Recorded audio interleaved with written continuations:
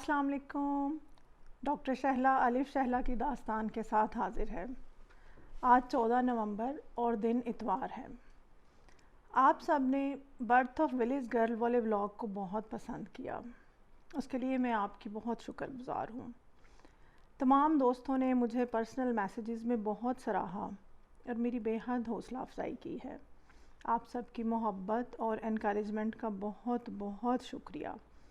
آپ کی آراء اور حوصلہ افزائی کو مد نظر رکھتے ہوئے میں نے الف شہلا کو سنڈے کا ریگولر فیچر بنانے کا فیصلہ کیا ہے۔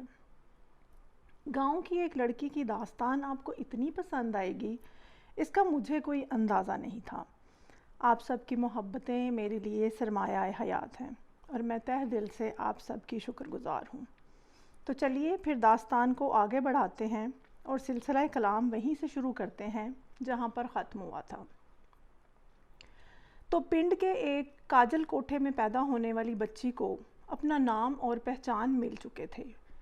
کانوں میں انڈیلی جانے والی اذان اس کو مسلمان کی پہچان دے چکی تھی، اور نام تو تھا ہی ایک طرفہ تماشا۔ پیدائش سے بھی پہلے لکھا جانے والا نام علم جعفر، ایسٹرولوجی اور نیمرولوجی کے تمام اصولوں کے مطابق اتنا پرفیکٹ تھا کہ مجھے کئی بار حیرت ہوئی کہ شاید ابا جی نے ان علوم کو استعمال کرتے ہوئے یہ نام رکھا تھا، لیکن ان کو تو ان علوم کے بارے میں کچھ پتہ ہی نہیں۔ ہاں، علم جعفر کی صرف ابجد کی حد تک وہ ضرور واقف تھے، لیکن اس سے زیادہ نہیں۔ مجھے یاد ہے کہ UET کے زمانے میں میری ایک دوست کے فادر نے مجھ سے پوچھا تھا کہ بیٹا آپ کا نام کس نے رکھا ہے؟ میں نے بتایا کہ میرے والد صاحب نے۔ تو انہوں نے کہا کہ بیٹا آپ کا نام ایسے ہے جیسے انگوٹھی میں نگینہ۔ مجھے اپنا نام اس لیے بھی پسند ہے کہ یہ یونیک ہے۔ فیس بک، ٹویٹر، لنکڈ ان، گوگل اسکالر پر میرا نام لکھیں، فرسٹ ہٹ میں میں ہی نکلتی ہوں، یعنی کہ مجھے ڈھونڈنا مشکل نہیں ہے کبھی بھی۔ اس سے ریلیٹڈ مجھے ایک واقعہ یاد آ گیا ہے۔ 2016 کی بات ہے۔ پاکستان ایمبیسی سے میرا ایک بہت ہی امپورٹنٹ ڈاکیومنٹ آنا تھا۔ میرے ہسبینڈ کا وہ ڈاکیومنٹ تو مئی 2016 میں ہی آ گیا تھا، لیکن میرے والے کی کوئی خبر نہیں تھی۔ میں ہر ہفتے پاکستان ایمبیسی فون کرتی کہ میرا سرٹیفکیٹ آیا ہے یا نہیں، تو وہ کہتے کہ ابھی نہیں آیا۔ بڑی پریشانی تھی۔ انتظار کرتے کرتے ستمبر آ گیا، لیکن ڈاکیومنٹ ندارد۔ ایک دن گوگل پر اپنا نام سرچ کر کے اپنی پبلیکیشنز کی سائٹیشنز چیک کر رہی تھی کہ میری نظر سے پاکستان ایمبیسی میڈرڈ، یعنی کہ اسپین میں پاکستان کی ایمبیسی کی ایک لسٹ ملی۔ اس پہ میرا نام لکھا تھا، شہلا گوندل، وائف آف نوید آصف۔ کسی شک کی کوئی گنجائش نہیں تھی۔ میرا وہ انتہائی اہم سرٹیفکیٹ ناروے آنے کی بجائے اسپین پہنچ چکا تھا۔ انہوں نے اپنی ایمبیسی کی ویب سائٹ پر لگا بھی دیا تھا۔ نہ ان کو معلوم تھا اور نہ ہی ناروے میں پاکستانی ایمبیسی کو معلوم تھا کہ یہ ڈاکیومنٹ تو میڈرڈ کی بجائے اوسلو جانا چاہیے تھا، اور میں ایمبیسی فون کر کر کے پاگل ہو چکی تھی۔ یہ کیسے ہوا؟ بلکہ میرا اور میرے ہسبینڈ کو سرٹیفکیٹ اکٹھے ہی ایشو ہوا تھا، لیکن ان کا تو اوسلو آ گیا، لیکن میرا میڈرڈ پہنچ گیا۔ اس کی تو کسی کے فرشتوں کو بھی خبر نہیں ہوئی تھی۔ اگر میرا یہ یونیک نام نہ ہوتا تو میرے ساتھ ایک دو اور پاکستانی لوگ بھی تھے جن کے وہ سرٹیفکیٹ ناروے کی بجائے اسپین پہنچ گئے تھے۔ میں نے ان کو بھی فون کر کے بتایا کہ آپ ایمبیسی سے رابطہ کر کے انہیں بتائیں کہ ان کے سرٹیفکیٹس مس پلیس ہو چکے ہیں۔ خیر، میں نے پاکستان ایمبیسی اسپین میں فون کیا، ان کو ساری صورتحال بتائی۔ انہوں نے کہا کہ ہم پرسنلی تو یہ ڈاکیومنٹ آپ کو نہیں دے سکتے، آپ ناروے والی پاکستانی ایمبیسی کے تھرو ہی اس کو لے سکتے ہیں۔ پھر میں نے اوسلو ایمبیسی فون کیا، ان کو صورتحال بتائی اور ریکویسٹ کی کہ ہمارے ڈاکیومنٹ اسپین سے ناروے منگوائیں۔ جب وہ ڈاکیومنٹس اوسلو پہنچ گئے تو اس بار میں نے کوئی رسک نہیں لیا اور اس کو پوسٹ نہیں کروایا، بلکہ ان پرسن ٹرونڈائم سے اوسلو آ کر اسے وصول کیا۔ تو اس طرح میرے نام کی اس انفرادیت نے نہ صرف مجھے بلکہ میرے ساتھ 2-3 اور لوگوں کو بھی بڑی مصیبت اور پریشانی سے بچایا۔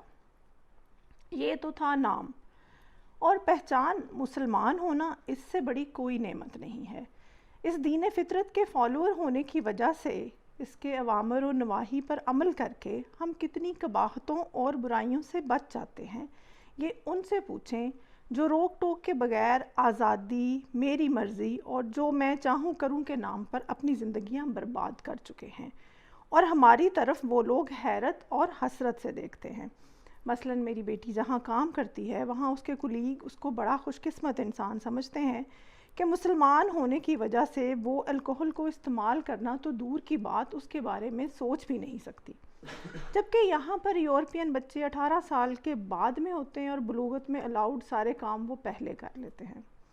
کچھ تو ان قباحتوں کے اتنے عادی ہو جاتے ہیں کہ ساری زندگی ان سے جان نہیں چھڑا پاتے، اور ہمیں الحمدللہ مسلمان ہونے کی وجہ سے حلال اور حرام کی جو تمیز دی گئی ہے وہ ہماری رگوں میں خون کی طرح دوڑتی ہے۔ یہ خالق کائنات کا اتنا بڑا احسان ہے ہم پر۔ قرآن اسی لیے تو پرہیزگاروں کے لیے ہدایت ہے۔ ہدایت کی پہلی شرط پرہیزگاری ہے، یعنی کہ اپنے آپ کو بچانا ہے۔ یہ میں نہیں کہتی، قرآن کا فیصلہ ہے۔ قرآن پاک کی سورہ المعارج میں ارشاد باری تعالیٰ ہے وَالَّذِينَ هُمْ لِفُرُوجِهِمْ حَافِظُونَ۔ سورۃ المعارج جو قرآن پاک کی 70ویں سورت ہے، یہ اس کی آیت نمبر 29 ہے، اور اس کا مطلب یہ ہے کہ اور وہ لوگ اپنے سوراخوں کی حفاظت کرتے ہیں، آنکھ، کان، ناک، منہ اور دیگر، یعنی کہ اللہ کے بندے اپنے تمام ان پٹ اور آؤٹ پٹ ڈیوائسز کو مکمل طور پر اپنے کنٹرول میں رکھتے ہیں۔ اگر ہم اپنے جسم کے تمام سوراخوں کی حفاظت کر لیں تو اپنے ایمان سے بتائیں کہیں کوئی خرابی رہے گی؟ حلال اور حرام کا جو تصور ہمیں ہمارے رب نے دیا ہے، اس پر عمل پیرا ہو کر ہم کبھی بھی گمراہ نہیں ہو سکتے۔ بانو قدسیہ نے تو پورا راجہ گدھ اس حلال اور حرام کی تمیز کو سکھانے کے لیے لکھ ڈالا۔ کمانے سے لے کر بھوک مٹانے تک ہر چیز میں فلسفہ حلال و حرام ہمارے لیے مشعل راہ ہے۔ یہ کتنی بڑی نعمت ہے، اس کا اندازہ پاکستان میں رہتے ہوئے ہمیں نہیں ہوتا، لیکن اہل مغرب سے پوچھئے کہ مادر پدر آزاد ہو کر انہوں نے کیا کھویا، کیا پایا۔ ہاتھ اٹھائیے اور رب کائنات کا شکر ادا کیجئے، رحمت للعالمین کے احسان مند ہوں کہ جن کی بدولت یہ نعمت ہم تک پہنچی۔ واپس آتے ہیں ولیز گرل کی طرف جو اپنے نام اور پہچان پا چکی تھی۔ اگلا مرحلہ تھا اسلامی روایات کے مطابق گھٹی یا پنجابی میں گڑتی کا۔ ابا جی پھر کہاں پیچھے رہنے والے تھے، بذات خود اس گول مٹول بچی کو گڑتی دی۔ اسلامی روایات کے مطابق تو نبی اکرم صلی اللہ علیہ وآلہ وسلم کھجور اپنے منہ میں چبا کر نومولود بچوں کو گھٹی دیتے تھے، لیکن ہم چونکہ پنجابی پینڈو تھے، گھٹی کے نام پر کھنڈ کے یعنی کہ دیسی گھی اور چینی کی گڑتی دی گئی، وہی گھی شکر والی۔ تو جناب پیدا ہوتے ہی گھی شکر سے منہ بھر دیا گیا۔ بقول میرے والدین کے میں ساری کھنڈ کے لمحوں میں کھا کر پھر پٹر پٹر آنکھیں کھولے شاید اور مانگنے کے لیے ان کی طرف دیکھ رہی تھی۔ اماں بتاتی ہیں کہ 6 ماہ کی عمر میں کرالنگ کی ماسٹر ہو چکی تھی۔ شاید آپ یقین نہ کریں، میرے بچپن کے شعوری مناظر میں ایک منظر میرے ذہن میں ہے کہ میں کرال کرتے ہوئے اپنے ننہالی گاؤں کے کمروں کی کچی سیڑھیاں چڑھ رہی تھی اور دانوں یعنی کہ گندم والی پڑولی پہ چڑھ کے بیٹھی ہوں۔ یہ میرے بچپن کا پہلا منظر ہے جو میرے دماغ میں ابھرتا ہے۔ ویسے تو سب سے پہلا منظر جو میرے دماغ میں ہے وہ یہ ہے کہ میں کسی خیمے میں لیٹی ہوئی ہوں اور میرے سر کے عین اوپر ایک بلب سا جل رہا ہے۔ والدین سے پوچھنے پر معلوم ہوا کہ ہم تو کبھی کسی خیمے میں نہیں رہے، تو پھر یہ منظر ماں کی کوکھ کا ہوگا، واللہ عالم۔ ہمارے گاؤں والے گھر میں چاہے وہ میرا ددھالی گاؤں تھا یا ننہالی، 2-3 تھڑے یعنی کہ 2-3 اونچی سطحیں بنی ہوئی تھیں۔ ننہالی گاؤں میں کچن سے ملکہ تھڑے یا چبوترے سے نیچے اترتے ہوئے میں ہمیشہ الٹی ہو کر اترتی، یعنی کہ ٹانگیں پہلے نیچے اتارتی اور بازو بعد میں۔ اماں بتاتی ہیں کہ نانی ماں کہا کرتی تھیں کہ میں صدقے جاواں میری تھی بڑی سیاਣੀ ہے، بڑی احتیاط نال تھلے اتر دیے۔ میری ماں اپنے گاؤں اور پھر شہر میں بھی بڑی ہی سوشل خاتون تھیں۔ ہر وقت ہمارے گھر میں کسی نہ کسی کا آنا جانا رہتا تھا۔ اماں کی سہیلیاں اور ہمسایوں کی لڑکیاں مجھ سے بہت پیار کرتی تھی۔ سارے پنڈ والے مجھے آج بھی روفی دی شالی کے نام سے جانتے ہیں۔ ہمسایوں کی لڑکیوں میں سے ایک تھوڑی سی معذوری کی وجہ سے ذرا لنگڑا کر چلتی تھی، لیکن میری اماں سے مجھے لے جایا کرتی تھی۔ کئی دفعہ تو وہ مجھے قریب کے کھیتوں میں بھی لے جاتی اور اکثر خود بھی نیچے گر جاتی اور مجھے بھی گرا دیتی، لیکن اماں نے کبھی انہیں مجھے لے جانے سے منع نہیں کیا۔ ایک باجی جو بالکل ملحقہ گھر میں رہتی تھی، ان کی تو میں خود اتنی فونڈ آف تھی کہ سیڑھیوں سے گندم والی پڑولی پہ چڑھ کے ان کو آوازیں دیتی رہتی تھی۔ اوہو، میں آپ کو یہ تو بتانا بھول ہی گئی کہ میں نے 10-11 ماہ کی عمر میں چلنا اور بولنا شروع کر دیا تھا، اور ایک دن بھی ایک لفظ بھی توتلا نہیں بولا، سب بالکل صاف اور کلیئر۔ اس وقت میرے ننہالی گاؤں میں تو بجلی تھی، لیکن ننہالی گاؤں میں نہیں تھی۔ سر شام ایک لیمپ اور 2 لالٹینوں میں مٹی کا تیل بھر کے ان کو جلانا کسی نہ کسی کی ڈیوٹی ہوتی تھی۔ مجھے مکمل شیشے کا بنا ہوا وہ لیمپ، جس کا تیل ڈالنے کا پیندہ بھی شیشے کا تھا، بہت اٹریکٹ کرتا تھا۔ میرے ننہالی گاؤں میں 2 کمرے پکی اینٹوں کے بنے ہوئے تھے، ان کے ساتھ ہی وہ کچی سیڑھیاں، اور سیڑھیوں کے نیچے گندم والی پڑولی بھی مٹی سے ہی بنی ہوئی تھی۔ دوسری طرف 3 کمرے کچی مٹی کے بنے ہوئے تھے۔ ایک تو وہی کمرہ جس میں میری پیدائش ہوئی تھی، اور اس کے ساتھ ایک بڑا سا کمرہ تھا جس کا نام گڑ والا کمرہ تھا، کیونکہ اس میں بڑی بڑی چاٹیوں میں منو، گڑ اور شکر پڑے ہوتے تھے۔ اس کے ساتھ ایک اور کمرہ تھا جس میں میرے نانا ابو ہوتے تھے، اس کمرے کو بابا جی کا کمرہ کہتے تھے۔ کچے کمروں کے بالکل سامنے ایک لمبا سا تھڑا یعنی کہ چبوترا تھا، جس کے ایک طرف کچن کے ساتھ 2 مٹی کے چولہے بنے ہوئے تھے، ساتھ ہی مٹی کا بنا ہوا آلہ اور تندور تھا۔ آلہ ایک چھوٹا سا کمرہ نما خانہ ہوتا ہے جس میں اپلوں کی آگ جلا کر اس میں دودھ کاڑتے ہیں، اور تندور تو آپ سب جانتے ہی ہوں گے کہ روٹیاں پکانے کے کام آتا ہے۔ کچن کی دیوار کے ساتھ ہی کڑونجی پہ برتن رکھنے والا چاننا تھا، اور باقی بڑے برتن چولہوں کے پیچھے بنی ہوئی بنیری پہ پائے جاتے تھے۔ برتنوں کو آگ کی سیاہی سے بچانے کے لیے ان کے پیندوں پر کچی مٹی کا لیپ کیا ہوا ہوتا تھا، اور برتن دھونے کے لیے صابن نہیں بلکہ چولہے کی سوا یعنی کہ راکھ اور چاولوں کی پھک یعنی کہ رائس ہسک استعمال ہوتا تھا۔ صابن وہ بھی کالا، صرف چند خاص برتنوں، سلور کے برتنوں کو دھونے کے لیے استعمال ہوتا تھا، اور لسی والی چاٹی کو کوچنے کے لیے بھی چھوٹے چھوٹے انتہائی سخت تنکوں سے بنی کوچی استعمال ہوتی تھی۔ میری اماں اور میرے ننہالی گھر کا یہ فخر تھا کہ ان کی لسی میں سے اسمیل نہیں آتی تھی۔ اس کی وجہ وہ لسی والی چاٹی کو کوچنے کی مشقت تھی۔ کم از کم کوئی آدھا پونا گھنٹہ تو لسی والی چاٹی کو کوچنے اور دھونے پر صرف ہوتا تھا۔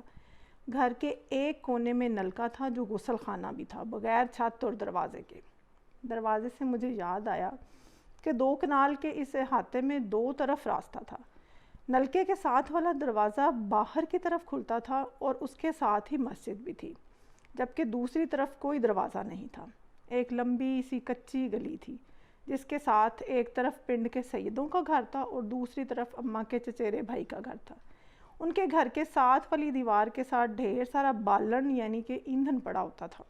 صبح صبح ماموں یا کوئی اور بڑا پہلے اٹھ کے بالن یعنی کہ لکڑیوں کو کلہاڑی سے کاٹتے تھے چولہے اور تندور میں استعمال کرنے کے لیے۔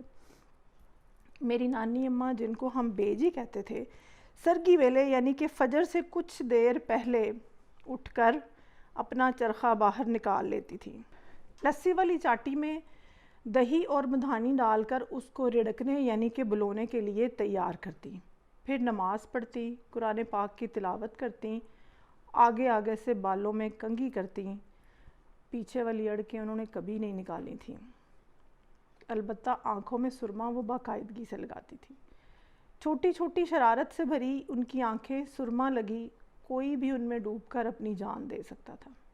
پھر جب وہ اپنی لسی والی چاٹی میں مدھانی ڈال کر اپنے بازوؤں سے اس کو زور زور سے رڑکتی تو ان کے بازوؤں کی موومنٹ میں اتنا ردھم اور موسیقی ہوتی کہ ہم بچے بیٹھ کر صرف ان کو دیکھ کر ہی بہت انجوائے کرتے۔ بے جی کی لسی والی چاٹی کے پاس صبح ہی صبح لسی لینے والوں کی قطار لگ جاتی، کم از کم کوئی 15-16 برتنوں کی لائن ہوتی جو لوگ لسی لینے کے لیے لائے ہوتے تھے۔ نانی کمال شان بے نیازی سے لسی میں سے مکھن نکالتی، اس کو اپنے دائیں ہاتھ میں اکٹھا کرتی، پھر اچھال اچھال کر ایک پیڑا بناتی، اس میں سے لسی کو کم کرتی اور اسے مکھن والی پتیلی میں رکھتی، پھر لسی والے پونے کے ساتھ لسی کو سٹرین کرتی اور جو چھڈی نکلتی اس کو یا تو میٹھی روٹی بنا کر بچوں کو دیتی یا بچے ویسے اس میں چینی ڈال کر کھاتے۔ میں شہر سے جب بھی گاؤں جاتی تو لسی کی چھڈی پر سب سے زیادہ حق میرا ہوتا۔ میں ساری میں چینی ڈال کر خوب مزے سے کھاتی۔ لسی کو سٹرین کرنے کے بعد نانی لائن میں لگے برتنوں میں باری باری لسی ڈالتی۔ میرے ننہال کا وہ گھر ایک راہ گزر کی طرح تھا، چونکہ ایک طرف سرے سے دروازہ ہی نہیں تھا، ایک لمبی گلی جو پنڈ کی روڑی یعنی کہ کوڑے کا ڈھیر کراس کر کے کھیتوں کی طرف نکل جاتی۔ روڑی کے بائیں طرف گاؤں کا چھپڑ اور دوسرے گاؤں جانے والی سڑک تھی، اور اس کے ایک کونے پر لڑکوں کا ہائی اسکول تھا اور دائیں طرف کھیتوں کے انبار تھے۔ اکثر لوگ کھیتوں سے گاؤں کے چوک کی طرف جانے کے لیے لمبا چکر کاٹنے کی بجائے میرے ننہالی گھر سے گزر کر جاتے۔ اگر گھر میں صبح کا ناشتہ، چائے یا لسی وغیرہ کا دور چل رہا ہوتا تو ہر گزرنے والے کو کھانے یا پینے کی آفر کی جاتی، جو کئی بار قبول بھی کر لی جاتی۔ ماموں صبح سویرے ڈیرے جا کر بھینسوں کا دودھ لے کر آتے، گھوڑی پر، یا کبھی سیپی مطلب ملازم یہ کام کر لیتے۔ صبح کے ناشتے کے لیے روٹیاں ہمیشہ تنور میں لگائی جاتی تھیں۔ میری بیجی، خالہ اور اماں سب اس کام میں ماسٹر تھیں۔ پھر تنور کی ان گرم گرم روٹیوں کے اوپر تازہ مکھن لگا کر ان کو چوپڑا جاتا۔ ماموں والی روٹیوں کو تو کھول کھول کر ان کے اندر بھی ڈھیروں مکھن ڈالا جاتا۔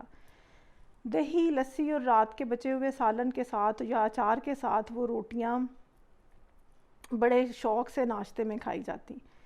سیپی بھی دودھ لے کر یا بالن لے کر آتے تو بیٹھ کر ناشتہ کرتے اور اپنے ساتھ بھی لے کر جاتے۔ ماموں نے ایک آدھ کتا بھی شکار اور حفاظت کی غرض سے ضرور رکھا ہوتا تھا۔ تو اس گھر میں گھر والوں کے ساتھ مسافروں، ملازموں، فقیروں، درویشوں اور کتوں کے لیے بھی روٹیاں بنائی جاتی تھیں۔ چنگیر ماشاءاللہ بھری ہوتی تھی۔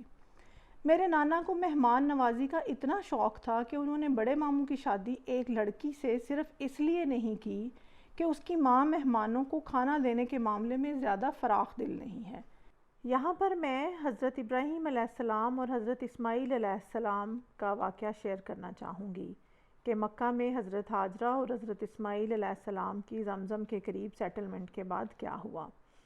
ابن عباس رضی اللہ عنہم سے بیان ہے کہ نبی کریم صلی اللہ علیہ وآلہ وسلم نے فرمایا، اب اسماعیل کو پڑوسی مل گئے۔ انسانوں کی موجودگی ان کے لیے دل جمعی کا باعث ہوئی۔ ان لوگوں نے خود بھی یہاں قیام کیا اور اپنے قبیلے کے دوسرے لوگوں کو بھی بلوا لیا، اور وہ سب لوگ بھی یہیں آ کر ٹھہر گئے۔ اس طرح یہاں ان کے کئی گھرانے آ کر آباد ہو گئے، اور بچہ اسماعیل علیہ السلام جرہم کے بچوں میں جوان ہوا اور ان سے عربی سیکھ لی۔ جوانی میں اسماعیل علیہ السلام ایسے خوبصورت تھے کہ آپ پر سب کی نظریں اٹھتی تھیں اور سب سے زیادہ آپ بھلے لگتے تھے۔ چنانچہ جرہم والوں نے آپ کی اپنے قبیلے کی ایک لڑکی سے شادی کر دی۔ پھر اسماعیل علیہ السلام کی والدہ حاجرہ علیہ السلام کا انتقال ہو گیا۔ اسماعیل علیہ السلام کی شادی کے بعد ابراہیم علیہ السلام یہاں اپنے چھوڑے ہوئے خاندان کو دیکھنے آئے۔ اسماعیل علیہ السلام گھر پر نہیں تھے، اس لیے آپ نے ان کی بیوی سے اسماعیل علیہ السلام کے متعلق پوچھا۔ انہوں نے بتایا کہ روزی کی تلاش میں کہیں گئے ہیں۔ پھر آپ نے ان سے ان کی معاش وغیرہ کے متعلق پوچھا تو انہوں نے کہا کہ حالت اچھی نہیں ہے، بڑی تنگی سے گزر اوقات ہوتی ہے۔ اس طرح انہوں نے شکایت کی۔ ابراہیم علیہ السلام نے ان سے فرمایا کہ جب تمہارا شوہر آئے تو ان سے میرا سلام کہنا اور یہ بھی کہنا کہ وہ اپنے دروازے کی چوکھٹ بدل ڈالیں۔ پھر جب اسماعیل علیہ السلام واپس تشریف لائے تو جیسے انہوں نے کچھ انسیت سی محسوس کی اور دریافت فرمایا، کیا کوئی صاحب یہاں آئے تھے؟ ان کی بیوی نے بتایا کہ ہاں، ایک بزرگ اس شکل کے یہاں آئے تھے اور آپ کے بارے میں پوچھ رہے تھے۔ میں نے انہیں بتایا کہ آپ باہر گئے ہوئے ہیں۔ پھر انہوں نے پوچھا کہ تمہاری گزر اوقات کا کیا حال ہے؟ تو میں نے ان سے کہا کہ ہماری گزر اوقات بڑی تنگی سے ہوتی ہے۔ اسماعیل علیہ السلام نے دریافت کیا کہ انہوں نے تمہیں کچھ نصیحت بھی کی تھی؟ ان کی بیوی نے بتایا کہ ہاں، مجھ سے انہوں نے کہا تھا کہ آپ کو سلام کہہ دوں، وہ یہ بھی کہہ گئے ہیں کہ آپ اپنے دروازے کی چوکھٹ بدل دیں۔ اسماعیل علیہ السلام نے فرمایا کہ وہ بزرگ میرے والد تھے اور مجھے یہ حکم دے گئے ہیں کہ میں تمہیں جدا کر دوں، اب تم اپنے گھر جا سکتی ہو۔ چنانچہ اسماعیل علیہ السلام نے انہیں طلاق دے دی اور بنی جرہم ہی میں ایک دوسری عورت سے شادی کر لی۔ جب تک اللہ تعالیٰ کو منظور رہا، ابراہیم علیہ السلام ان کے یہاں نہیں آئے۔ پھر جب کچھ دنوں کے بعد وہ تشریف لائے تو اس مرتبہ بھی اسماعیل علیہ السلام اپنے گھر پر موجود نہیں تھے۔ آپ ان کی بیوی کے یہاں گئے اور ان سے اسماعیل علیہ السلام کے بارے میں پوچھا۔ انہوں نے بتایا کہ ہمارے لیے روزی تلاش کرنے گئے ہیں۔ ابراہیم علیہ السلام نے پوچھا تم لوگوں کا حال کیسا ہے؟ آپ نے ان کی گزر بسر اور دوسرے حالات کے متعلق پوچھا۔ انہوں نے بتایا کہ ہمارا حال بہت اچھا ہے، بڑی فراخی ہے۔ انہوں نے اس کے لیے اللہ کی تعریف و ثنا کی۔ ابراہیم علیہ السلام نے دریافت فرمایا کہ تم لوگ کیا کھاتے ہو؟ انہوں نے بتایا کہ گوشت۔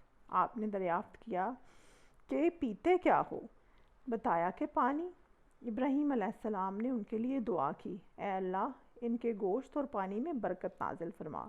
نبی کریم صلی اللہ علیہ وآلہ وسلم نے فرمایا کہ ان دنوں انہیں اناج میسر نہیں تھا، اگر اناج بھی ان کے کھانے میں شامل ہوتا تو ضرور آپ اس میں بھی برکت کی دعا کرتے۔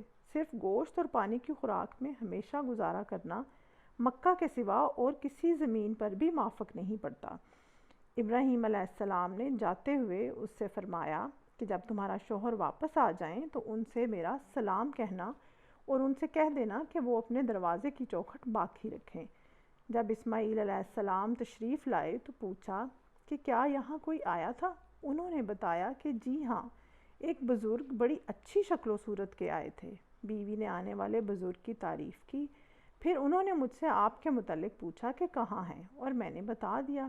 پھر انہوں نے پوچھا کہ تمہاری گزر بسر کا کیا حال ہے؟ تو میں نے بتایا کہ ہم اچھی حالت میں ہیں۔ اسماعیل علیہ السلام نے دریافت فرمایا کہ کیا انہوں نے تمہیں کوئی وصیت بھی کی تھی؟ انہوں نے کہا جی ہاں، انہوں نے آپ کو سلام کہا تھا اور حکم دیا تھا کہ اپنے دروازے کی چوکھٹ کو باقی رکھیں۔ اسماعیل علیہ السلام نے فرمایا کہ یہ بزرگ میرے والد تھے، چوکھٹ تم ہو اور آپ مجھے حکم دے گئے ہیں کہ میں تمہیں اپنے ساتھ رکھوں۔ تو یہ تھی صحیح بخاری کی حدیث نمبر 3364، جس سے ہمیں یہ معلوم ہوتا ہے کہ اللہ تعالیٰ کو اور حضرت ابراہیم علیہ السلام کو کس طرح سے مہمان نواز اور اللہ کا شکر ادا کرنے والی عورت پسند تھی، اور جو ایسی نہیں تھی اس کو کس طرح سے فارغ کر دیا گیا اور ایک مہمان نواز اور اچھے طریقے سے ڈیل کرنے والی عورت کو پسند فرمایا گیا۔ مہمان نوازی کے سلسلے میں مجھے اپنی ماں کی سنائی ہوئی کہانی یاد آ گئی ہے۔ ماں نے بچپن میں سنائی تھی، لیکن اس کا میری شخصیت پر بڑا گہرا اثر ہے، تو آپ بھی سنیے۔ گاؤں کے چھپڑ یعنی کہ تالاب کے کنارے کچھ چھوٹی چھوٹی بچیاں کچی مٹی سے گھر گھر کا کھیل کھیل رہی تھیں۔ ان میں سے ایک مٹی کی روٹیاں بنا بنا کر اس پر ڈھیروں ڈھیر گھی لگا رہی تھی۔ اس کی سہیلی نے پوچھا کہ تم ان پر اتنا زیادہ گھی کیوں لگا رہی ہو؟ تو اس نے کہا کہ یہ مہمانوں کی روٹیاں ہیں، اس لیے۔ ایک راہ گزر وہاں سے گزرتے ہوئے انہیں آبزرو کر رہا تھا۔ اس نے اس لڑکی کا ایڈریس وغیرہ ارد گرد سے پوچھا اور چلا گیا۔ وہ راہی دریا پار سے آیا تھا۔ کافی سالوں، کوئی 10-15 سال بعد وہ واپس اس گاؤں میں آیا اور اس لڑکی کا رشتہ اپنے بیٹے کے لیے مانگ لیا۔ بندہ چونکہ کھاتا پیتا تھا، لڑکا بھی خوش شکل تھا، لڑکی کے باپ نے رشتہ قبول کر لیا، شادی طے ہو گئی۔ مقررہ روز لڑکی کی ڈولی لے کر بارات واپس دریا پار جا رہی تھی کہ راستے میں بارات نے ایک جگہ پر تھوڑی دیر کے لیے قیام کیا۔ وہاں پر اس آدمی کا ایک دوست تھا۔ اس نے پوچھا کہ یار تم اتنی دور دریا پار سے یہ لڑکی کیوں بیاہ کر لائے ہو؟ تمہیں قریب کوئی لڑکی نہیں ملی تھی؟ اس شخص نے اپنے دوست کو جواب دینے کی بجائے کہا کہ جاؤ ڈولی میں بیٹھی دلہن سے کہو کہ تمہارے سسر نے کسی کا قرض دینا تھا، اس لیے انہوں نے بارات کو روک لیا ہے اور اپنے قرض کا تقاضا کر رہے ہیں۔ اس نے جا کر دلہن سے ایسا ہی کہا۔ دلہن نے فوراً اپنے سارے زیورات اتار کر اس شخص کے حوالے کیے اور کہا کہ یہ میرے سسر کو دے دو اور کہو کہ یہ زیورات دے کر اپنا قرضہ اتار لیں، اور اگر یہ کم پڑ جائیں تو میرے باپ کا گھر قریب ہی ہے، ادھر سے اور پیسے منگوا لیں، لیکن فکر نہ کریں۔ وہ دوست زیورات لے کر لڑکی کے سسر کے پاس آ گیا اور پھر اپنے گھر گیا تاکہ بارات کی خاطر مدارت کے لیے دودھ کی ولٹوئی یعنی کہ گول بڑا سا برتن لے آئے۔ جب وہ واپس آیا تو اس آدمی نے اپنے دوست سے کہا کہ میں اب تمہیں تمہارے سوال کا جواب دیتا ہوں۔ میری بہو کے پاس میں خود نہیں گیا تھا، صرف تمہیں بھیجا تھا ایک جھوٹی کہانی بنا کر، اور اس نے اپنے تمام زیورات بغیر مانگے اتار کر بھجوا دیے ہیں، کسی کو کانوں کان خبر بھی نہیں ہوئی۔ اور تم دودھ کی بری یہ ولٹوئی اپنی بیوی سے چھین کر لائے ہو، وہ نہیں دے رہی تھی، اسی لیے تمہارے جوتوں پر دودھ کے نشان اس چھینا جپٹی کی نشاندہی کر رہے ہیں۔ اب تم ہی بتاؤ کہ ایسی بہو مجھے اس علاقے میں کہیں ملتی تھی؟ وہ دوست شرمندہ سا ہو گیا اور اپنے دوست کی بصیرت کو داد دینے لگا۔ ظاہر ہے کہ زیورات بچی یعنی کہ دلہن کو کئی گنا کر کے لوٹا دیے گئے، لیکن وہ اپنے امتحان میں فلائنگ کلرز کے ساتھ کامیاب ہو چکی تھی۔ تو میرے ننہالی گھر میں یعنی کہ نانکے میں سب سے اسپیشل ٹریٹس مہمان نوازی، درویشوں فقیروں کی خدمت اور جانوروں سے پیار تھا۔ بے جی کی زندگی میں اپنی اولاد اور ناک کے بعد جو چیز سب سے زیادہ پیاری تھی وہ تھا دودھ۔ سارا دن وہ دودھ کو کاڑنے، ٹھنڈا کرنے، جمانے، بلونے، مکھن نکالنے اور گھی بنانے میں مصروف رہتی تھی۔ اس گھر میں 4-5 کیکر کے درخت تھے۔ دودھ سے بھرا دیگچہ آلے سے نکالنے کے بعد ٹھنڈے پانی میں رکھا جاتا۔ گرمیوں میں وہ کیکر کے نیچے دودھ کی پوزیشن چھاؤں کے مطابق بدلتی رہتی۔ ٹھنڈے پانی سے کپڑے گیلے کر کر کے دیگچے کے ارد گرد لپیٹتی تاکہ وہ خراب نہ ہو۔ کسی غریب کے بچے کے لیے یا بیمار کی چائے کے لیے دودھ وہ دے دیتی تھیں۔ نانا ابو اور ان کی اولادوں کی طرح شاہ خرچ تو نہیں تھیں، لیکن اتنی کنجوس بھی نہیں تھیں۔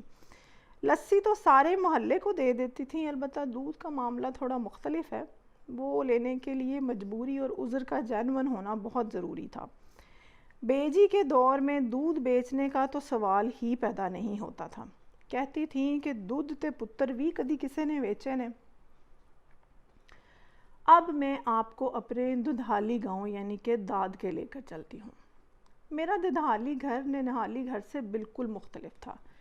کمرے سارے ہی تقریباً پکی اینٹوں کے بنے ہوئے تھے، سوائے ایک بالن یعنی کہ ایندھن والی رسوئی اور گھوڑی والے کمرے کے۔ گھر میں 2 بیٹھکیں تھیں جن کی کھڑکیاں اور دروازے باہر بازار میں کھلتے تھے۔ ان بیٹھکوں میں بجلی کے بلبوں کے اوپر بہت خوبصورت گلوب لگے ہوئے تھے جو مجھے بہت ہی فیسینیٹ کرتے تھے۔ بیٹھکوں کے ساتھ ہی گھر کا مین دروازہ کافی بڑا تھا اور اس کے ساتھ نلکا اور پکا کھرا تھا۔ چھت تو اس پر بھی نہیں تھی، لیکن ادھر پردے کا نظام کافی سخت تھا، چڑیا بھی پر نہیں مار سکتی تھی کبوں کے علاوہ۔ گھر میں 3 تھڑے یعنی کہ چبوترے تھے۔ سب سے اونچا چبوترا سب سے نچلے لیول سے کوئی 4-5 سیڑھیاں اونچا ہوگا۔ گھر کی رسوئی اور پسار یعنی کہ کچن اور لیونگ روم کے سامنے یہی سب سے اونچا تھڑا تھا۔ چولہا بھی اسی چبوترے پر بنا ہوا تھا۔ رسوئی اور پسار کی چھت بالوں اور رنگین اینٹوں سے بنی ہوئی تھی۔ اتنی خوبصورت اور ڈیزائنوں والی اینٹیں دوبارہ میں نے اپنی زندگی میں کبھی نہیں دیکھیں۔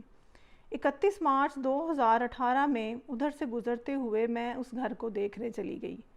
20 اگست 1983 کے بعد، تقریباً 35 سال بعد، وہ اینٹیں آج بھی موجود ہیں، لیکن آب و تاب ویسی نہیں رہی۔ پسار یعنی کہ بڑے کمرے میں دیواروں پر اونچی اونچی پڑچھتیاں یعنی کہ شیلفز تھیں، جن پر تانبے اور کانسی کے بڑے بڑے برتن، گلاس، پیالے اور پلیٹیں سجی ہوئی تھیں۔ میری بڑی پھپھو ہر روز ناشتے کے بعد باقاعدگی سے ان کی جھاڑ پونچھ کرتی تھی۔ ان کو سجانا اور روزانہ کی بنیاد پر ان کی صفائی کرنا بذات خود ایک آرٹ اور ہارڈ ورکنگ کام تھا۔ عید کے عید ان برتنوں پر کلئی بھی کرائی جاتی تھی۔ پسار میں برتنوں کے علاوہ پیٹیاں اور صندوق بھی تھے، شاید ایک آدھ چارپائی بھی، مجھے زیادہ یاد نہیں ہے۔ سب سے اونچے چبوترے سے کوئی 2 یا 3 سیڑھیاں نیچے دوسرے درجے کا چبوترا تھا جو بیٹھکوں کے سامنے تک پھیلا ہوا تھا۔ بیٹھکوں میں کرسیاں، میز اور پلنگ تھے۔ تیسرے درجے والے چبوترے جو درمیانی چبوترے سے کوئی 2 سیڑھیاں نیچے تھا، اس کے لیول پر دانوں والا کمرہ، گھوڑی والا کمرہ اور بالن یعنی کہ ایندھن والا کمرہ تھا۔ ایندھن والے کمرے کے ساتھ ہی تندور تھا۔ تندور سے کچھ ہٹ کر ایک بڑا سا کیکر کا درخت تھا اور اس درخت پر کاواں دا آلنا یعنی کہ کبوں کا گھونسلہ تھا۔ اس گھر میں انسانوں سے زیادہ کوے رہتے تھے۔ میری درمیانی اور چھوٹی پھپھو نے اپنی اپنی مرغیاں پالی ہوئی تھیں۔ صبح صبح اٹھ کر وہ اپنی اپنی مرغیوں کو الگ الگ آٹا اور دانے وغیرہ ڈالتی تھیں۔ मुर्गियाँ तो जो खाती सो खाती, बाकी तमाम के ऊपर कौवे ऐश करते। वो इतने ज़ालिम कौवे थे कि आपके सर में ठूंगा मार के सुराख कर सकते थे। घर की कोई चीज़ जो बाहर पड़ी रह गई उनसे महफूज नहीं थी, चाहे आटा हो, दाने हो, या गोश्त हो, या फिर कोई अनअटेंडेड बच्चा। अपनी दादी माँ को मैंने घर का कोई काम करते कभी नहीं देखा। सारे काम मेरी फूफियाँ और अम्मा किया करते थे। हाँ, दादी अलबत्ता गांव और शहर से शॉपिंग ज़रूर कर लेती थी। चौक से कोई सब्ज़ी तरकारी या सौदा सलफ लाना हो, या कपड़े की दुकान से कपड़ा लता, दादी की कमीज़ में कम से कम 1 या 2 जेबें ज़रूर होती थी, और उन जेबों में हमारे लिए टॉफ़ियाँ, पैसे और खजूरें वगैरह बकसरत पाई जाती थी। दादा अब मुझे बहुत ज़्यादा याद नहीं है, लेकिन इतना पता है कि वो मेरी 2 चुटियों को पकड़ कर कहते थे, मेरी सींगों वाली पुत्री। ददहाली गांव में जो हमारा डेरा था वो घर से ज़्यादा दूर नहीं था। वहाँ पर एक पक्की हवेली थी। खाले के साथ साथ केले के दरख्तों की एक लंबी कतार थी। अम्मा कपड़े धोने अक्सर डेरे वाले खाले पर ही ले जाती थी, और खाले के ऊपर ही एक चारपाई बिछाकर इस पे मुझे और मेरे भाई को बिठा देती थी। अक्सर कपास चुनने के लिए भी वो बाकी औरतों के साथ चली जाया करती थी। हमारी ज़मीनों पर उगा हुआ तंबाकू पूरे पाकिस्तान का शानदार तरीन तंबाकू था। अब्बा जी ने कीनू के बाग के लिए नर्सरी भी बनाई हुई थी। अब्बा जी को घोड़े बहुत पसंद थे, इसलिए उनकी एक लाडली घोड़ी होती थी जिस पर वो हर जगह आते जाते थे। उनके पास एक एयर गन भी थी जिससे वो कुग्गियों यानी कि मासूम फाख्ताओं का शिकार करते थे। मैं आज भी अगर गुस्से में हूँ तो दिल में उनको कुग्गियों का शिकारी कहती हूँ। उन्हें शायद नहीं पता इस बात का। अब्बा जी का निशाना वाकई बहुत अच्छा था, और वो अम्मा के लिए फाख्ताएँ और तितर वगैरह शिकार करके लाते थे बड़ी मेहनत से। अम्मा उन फाख्ताओं को पकाने से पहले जब साफ़ कर रही होती थी तो कई दफ़ा बिल्ली एक आध कुग्गी उठा कर ले जाती थी, और कभी कांप पड़ जाते थे। खैर, ये था मेरा ददहाली घर और गांव। ददहाली घर में भी दूध, मक्खन, दही की फरावानी थी, लेकिन ये सब उसके इतने शौकीन नहीं थे जितने मेरे ननिहाल वाले, सिवाय अब्बा जी के, जिनके हर दुख का इलाज आज भी देसी घी में है अल्हम्दुलिल्लाह। अल्लाह ताला उनको सेहतमंद रखे और उनका साया हमेशा हम पर सलामत रखे, आमीन। व्लॉग तो आज फिर हस्बे मामूल लंबा ही है, लेकिन मैं क्या करूं, मेरी बातें बहुत ज़्यादा और वक्त बहुत कम है। शामी साहब और चंद दोस्तों का ख्याल है कि व्लॉग 10 मिनट से ज़्यादा का नहीं होना चाहिए, लेकिन अक्सरियत का कहना है कि वो मेरे व्लॉग घर की बड़ी स्क्रीन पर लगा के सुनती हैं या मोबाइल पर लगा के वॉक करती हैं। मैं उनकी वॉक बड़ी हूँ, तो फिर उनके लिए कम से कम आधे घंटे की वॉक तो बनती है ना। आप लोगों की इस बारे में क्या राय है, कमेंट्स में ज़रूर बताइएगा। अपना और अपने चाहने वालों का और अपने गांव और शहर का ख्याल रखिएगा। मुझे अपनी दुआओं में याद रखिएगा। इंशाअल्लाह फिर मुलाकात होगी नई बातों और नए मौज़ूआत के साथ। तब तक के लिए इजाज़त चाहती हूँ। आपकी अपनी डॉक्टर शहला। अल्लाह हाफ़िज़।